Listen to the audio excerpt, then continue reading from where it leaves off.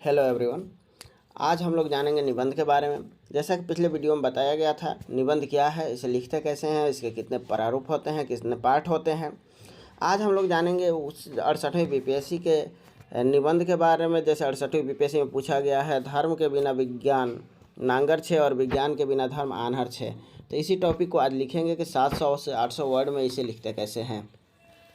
जैसे आप लोग देखते होंगे कि जो निबंध होता है इसके भी 3 पार्ट होता है। पहला इंट्रोडक्शन होता है, दूसरा बॉडी पार्ट होता है, तीसरा कंक्लूजन होता है। तो जब इंट्रोडक्शन लिखेंगे तो इंट्रोडक्शन में लिखेंगे बेसिकली कि धर्म और विज्ञान दोनों के परिभाषा को लिखेंगे। जैसे आप लोग जानते हैं कि धर्म जो होता है आध्यात्मिक को बढ़ावा देता है, वो नैतिकता का विकास करता है। जो विज्ञान जो होता है वो तर्क पे आधारित होता है, भौतिकता का विकास करता है। तो इन सभी चीज़ों को लिखेंगे उसमें।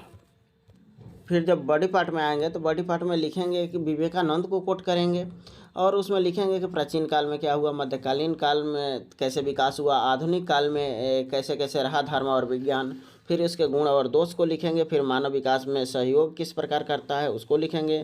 धर्म और विज्ञान से जुड़े अपने विचार भी प्रस्तुत करेंगे। जब कंक्लूजन हम लोग लिखेंगे तो कंक्लूजन में लिखेंगे कि दोनों के बेहतर समायोजन से भविष्य में इसका प्रयोग किस प्रकार किया जा सकता है, भविष्य में मानव जीवन को किस प्रकार बेहतर बनाया जा सकता है उसके बारे में लिखेंगे। तो अभी हम लोग देखते हैं कि इसका इंट्रो कैसे लिखें। तो धर्म और विज्ञान विश्वव्यापी पद है और इन दोनों में से किसी एक के बिना संपूर्ण विकास की कल्पना नहीं की जा सकती। धर्म हृदय से उत्पन्न विकार है जो मनुष्य में नैतिकता का संचालन करता है और जो विज्ञान जो है वो भौतिकता का पोषक है। आइंस्टीन की युक्ति, ये आइंस्टीन ने ही बोला था कि धर्म के बिना विज्ञान लंगड़ा है और विज्ञान के बिना धर्म अंधा। तो आगे देखेंगे कि जैसे स्थूल रूप से देखने पर धर्म और विज्ञान परस्पर विरोधी प्रतीत होता है। जो धर्मांध है उनके द्वारा विज्ञान की अपेक्षा नहीं उपेक्षा है, ये उपेक्षा की जाती है, और जो विज्ञानांध है उनके द्वारा धर्म की उपेक्षा की जाती है। तो इसको दिखेंगे।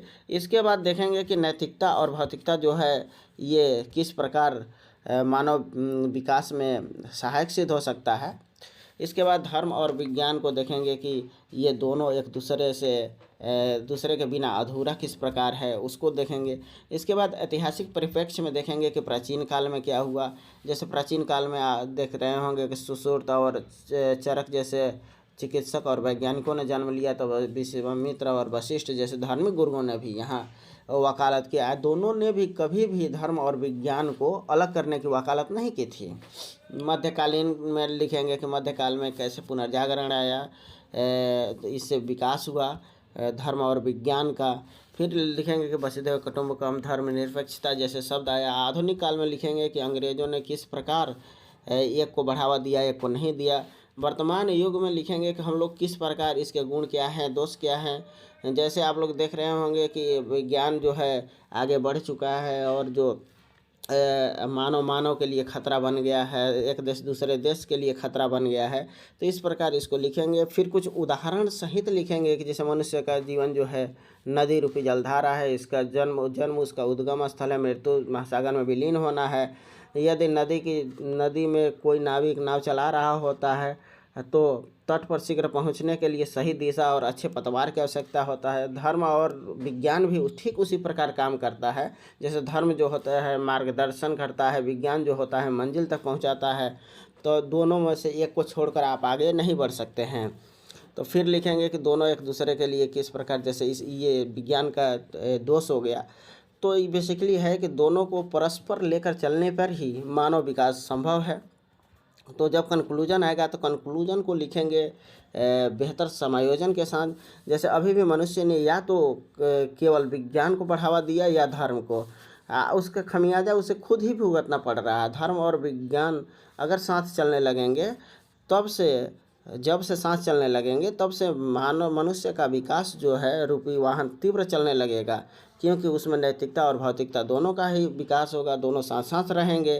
धर्म के बिना विज्ञान और विज्ञान के बिना जो धर्म है न केवल आन्हर और लंगड़ा है अपितु किसी भी दृष्टि से यह अपूर्ण है। इसलिए आवश्यकता है दोनों को साथ चलने की। इस प्रकार आप लिख सकते हैं। इसके बाद जो इसका पीडीएफ हैंड रिटन अगर पीडीएफ ज़रूरत होगी तो वो टेलीग्राम चैनल पर उपलब्ध होगा फ्यूचर मेकर के। तो यही था, ऐसे ही निबंध लिखते हैं 700 से 800 वर्ड में। इसको पढ़िए। Thank you.